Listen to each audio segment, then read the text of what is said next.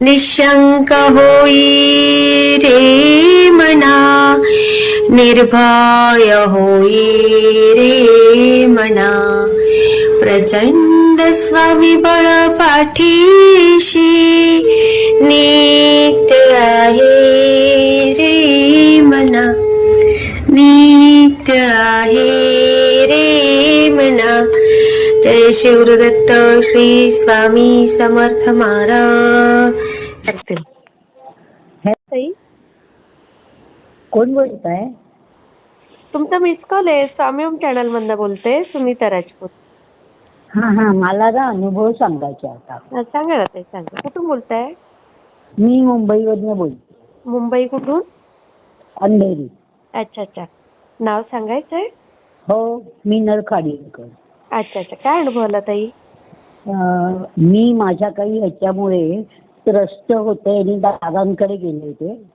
कोणत्या दादा? माझीच घरगुती काही अडचण होती. एकाने मला फसवलं, खोट्या सह्या घेतल्या अरे माझ्याच घराच्या. अरे. आणि मी दादांना पहिल्यांदा विचारायला गेले तर ते म्हणाले नाही होणार काही, अगं सेवा दिलीये हा करून. मग मी परत असं 8-10 असं मला जेव्हा वेळ होईल तेव्हा जात राहिले मठात. पारायण झाली पूर्ण. परत नंबर घेतला दिवाळीनंतर. दादा म्हणाले होईल काम, सेवा अजून वाढव, होईल काम. अच्छा अच्छा. आणि तेवढ्यात माझा मुलगा, त्याला बरेच वर्ष दारूचं व्यसन होतं. अच्छा. तर दादांच्या कृपेने तो म्हणायला लागला, आई मी आता रियातमध्ये नाही राहणार, मला दादांकडे जाऊन सेवा करायची. कोणता दादा? प्रदीप दादा. हा. तर मग मी परत नंबर घेतला, परत दादांना विचारलं. दादा म्हटलं असं काय हो करू? आण ना म्हणे, खुशाल आहे. अच्छा. सगळी कामं करेल ना? हो म्हटलं. अगदी सिमेंटची पोती उचलण्यापासून टॉयलेट धुणं, स्वयंपाक कुठेही टाका म्हटलं. अष्टपैलू, काळजी नका करू. अरे वा. परीक्षा खुशाल घ्या. परीक्षा घेतली दादानी आणि म्हणाले मागे कुठे मिळालं नाही, पुढे मिळणार नाही, एवढा तुझा मुलगा प्रामाणिक. कोणी काही म्हणो, मी आहे ना. आणि त्याच्या याच्यात जागेच्या याच्यात त्या माणसाने मला फसवलं. चाललंय आता माझं. मला आज समन्स आली, ते पण मी दादांना सांगितलं. गुरुचरित्राचं पारायण झालं होतं 3 दिवसाचं, प्रगट दिनाच्या वेळेस. त्याच्या आधीच्या काळात मी समुद्रावर गेले होते. मी म्हटलं आता संपवायचं स्वतःला म्हणून उभे राहिले 2 मिनिटं. नाही, उभी राहिले 2 मिनिटं. मला सगळं माहितीये, मी गुरु नाना महाराज चव्हाणकरांची शिष्य आहे. आणि एकदा नाना दिसले आणि मग प्रदीप दादा दिसले. ओ बाई, आता वेळ आली नाहीये, निघा मागे म्हणून लाट पुढे आली, तशीच मागे गेली. किती मुलं आहेत तुम्हाला? मला एकच मुलगा आहे. तो अतिशय चांगला आहे. आजी आजोबांची सेवा, म्हणजे बेड रिटर्न होते आजी आजोबा, त्यांची सेवा केली. मी आजोबांना सांगितलं, मी लहान असताना तुम्ही माझे वडील आलात ना, आता मी तुमच्या वडील येतो. अरे वा. तुमचं वय 15 वर्ष. माझं वय 62. अच्छा. ना आता मुलगा किती वर्षाचा आहे? 34 वर्षाचा आहे. लग्न झालं त्याचं? नाही झालं. असं असल्यामुळे कसं करणार ना लग्न.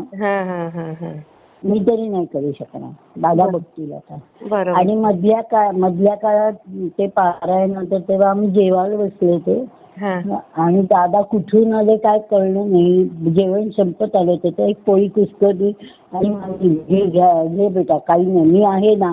अरे, काही काळजी नाही करायची, सगळं सुटणार आहे, सेवा चालू ठेव.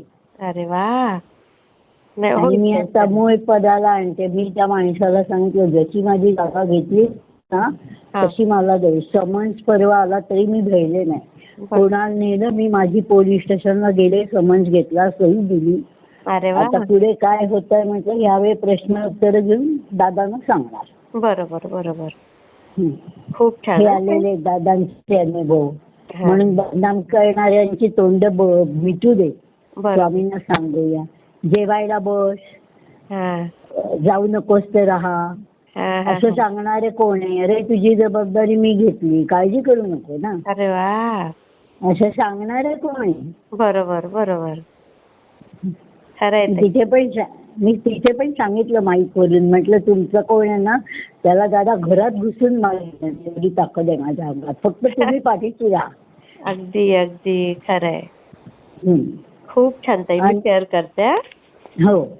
श्री स्वामी समर्थ ताई. श्री स्वामी समर्थ. श्री स्वामी समर्थ. की असेच काही अनुभव असतील तर या दिलेल्या नंबरवर रात्री 9 ते 10 ह्या वेळेमध्ये तुम्ही शेअर करू शकता.